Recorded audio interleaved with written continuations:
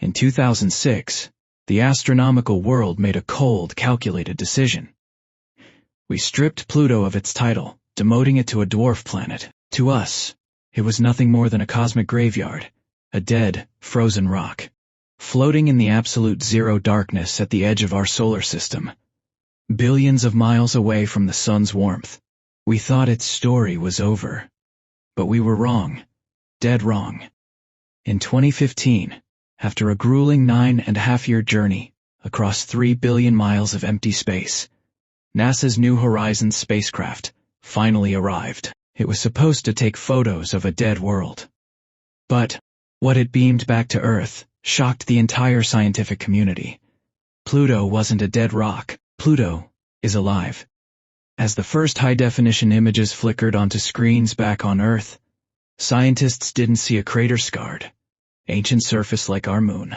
Instead, they saw a vibrant, geologically active, and terrifyingly dynamic world. Right in the center was a massive, brilliant feature, a giant, glowing heart stretch. The red sand of Mars did not keep secrets. It merely waited for someone patient enough to dig them up. For centuries, humanity looked at the fourth planet and saw a graveyard of rusted iron and frozen carbon dioxide. When the first colony ships of the Ares Alliance touched down in the mid-2030s, they expected to find nothing more than a harsh canvas upon which to paint a human future.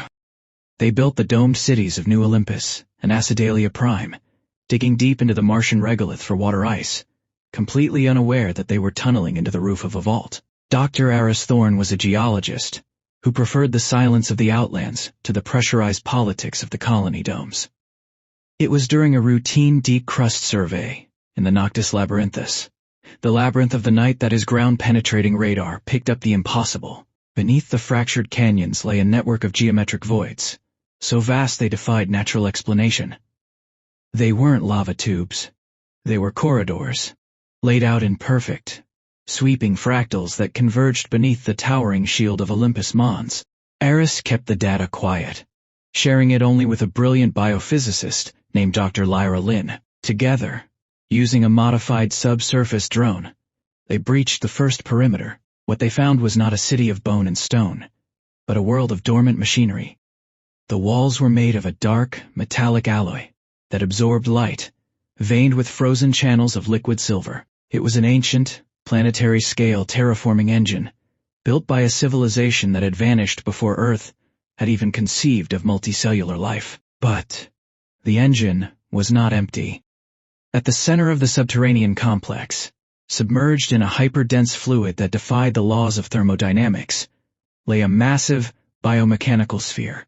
It pulsed with a faint, rhythmic, electromagnetic signature, a long, slow gasp that occurred once every Martian year.